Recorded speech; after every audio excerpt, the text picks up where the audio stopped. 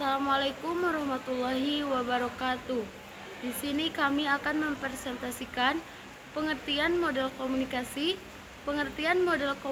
linear, dan contoh model komunikasi. Pertama-tama kita perkenalan terlebih dahulu.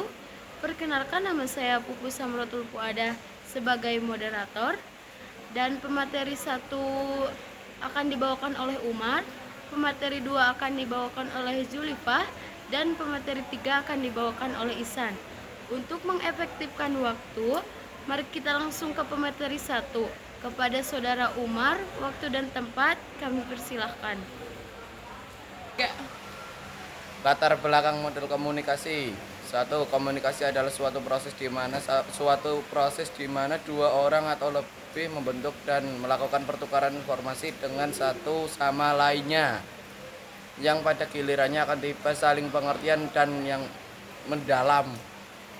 2. Komunikasi merupakan seni penyampaian informasi, pesan, ide, sikap, atau gagasan dari komunikator untuk mengubah atau membentuk perilaku komunikan, pola, sikap, pandangan, dan pemahaman.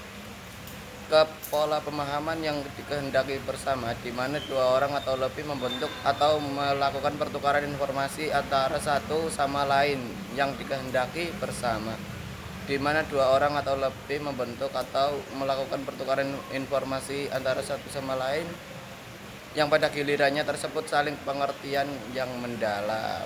Proses komunikasi didefinisikan sebagai gambaran visual yang dapat menjelaskan, mengklasifikasikan, dan juga menggambarkan berbagai proses dalam komunikasi, termasuk pengiriman pesan, media, penerima pesan.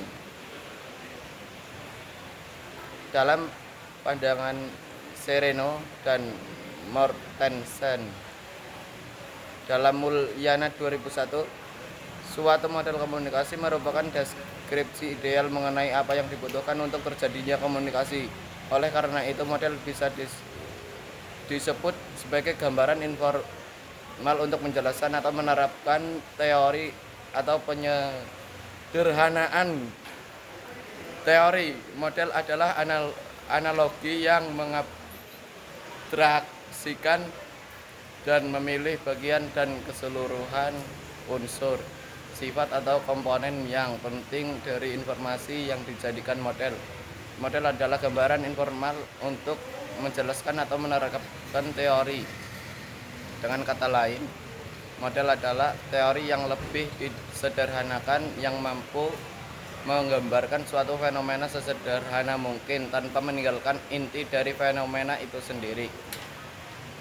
Sedangkan menurut Sereno dan Mortensen, model komunikasi merupakan deskripsi ideal mengenai apa yang dibutuhkan untuk terjadinya komunikasi.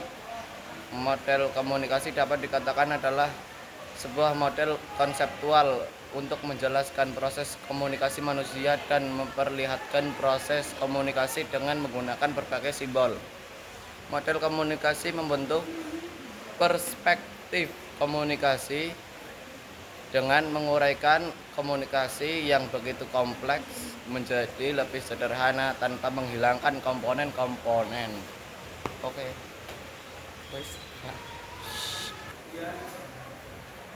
Lanjut ke pemateri yang kedua yang akan dibawakan oleh saudari Zulifah. Waktu dan tempat kami persilahkan.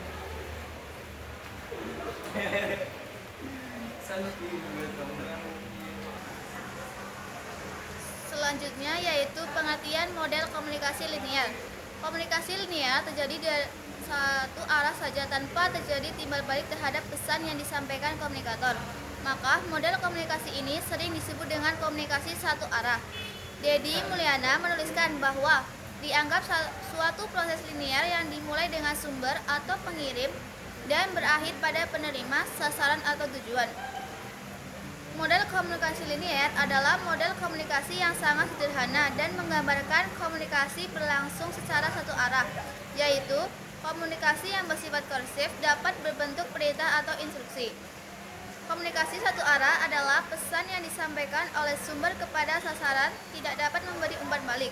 Komunikasi satu arah bisa dikatakan sebagai komunikasi yang tidak memberi kesempatan kepada pendengar untuk memberi tanggapan atau sanggahan.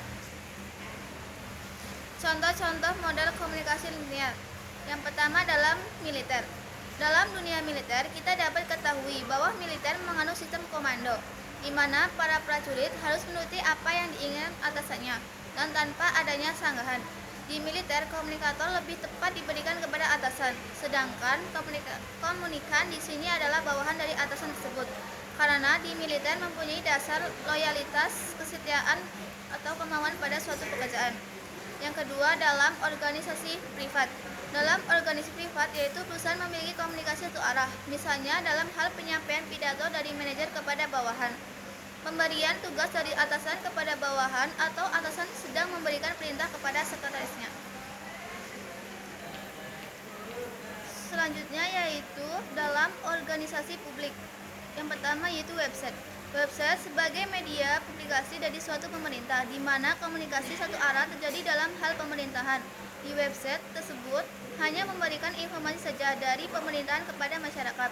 Yang kedua, radio. Radio adalah sebuah alat-alat komunikasi dan merupakan bagian penting dari media massa elektronik. Terdapat fungsi radio.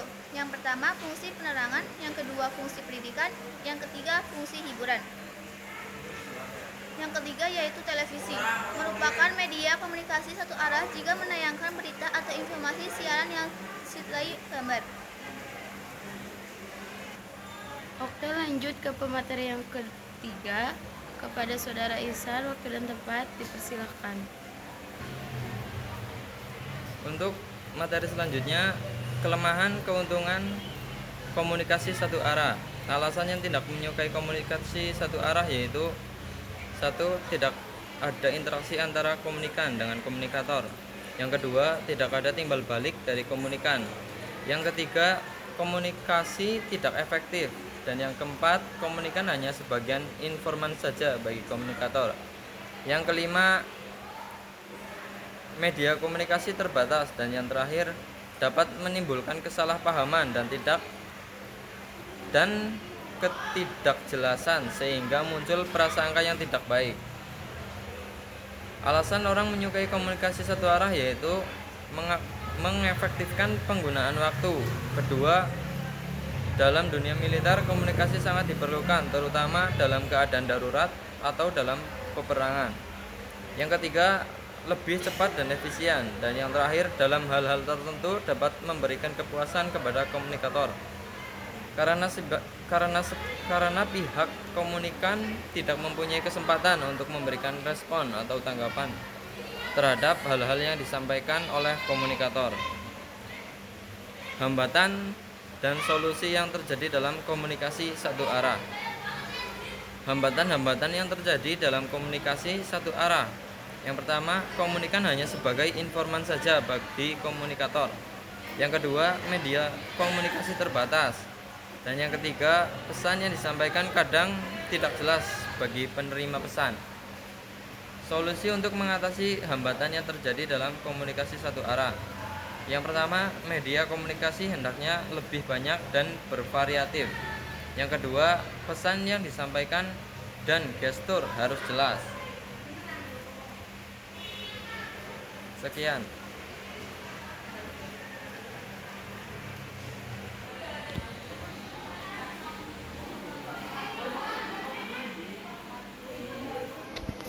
Udah.